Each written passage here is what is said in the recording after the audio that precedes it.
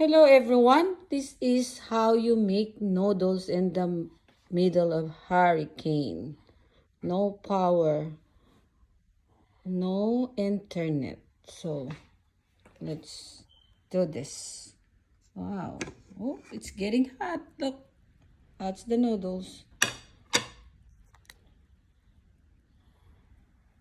There you go. Oh my God. Oh, it's really cooking. That's already over 10 minutes, guys. And I use this. Look at that. Oh, it's getting hot. Oh, hot na. Oh, God. Then it's working. So, it's survival. This is how you cook noodles. Look, it's cooking. It's cooking.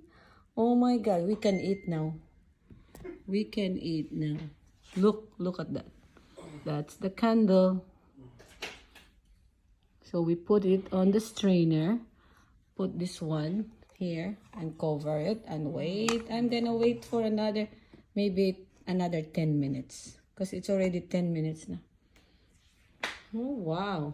It's working. Oh my God, I can't believe it. We can eat dinner now. At least, no? Pwede pala to, yeah. This is how you make noodles in the middle of hurricane.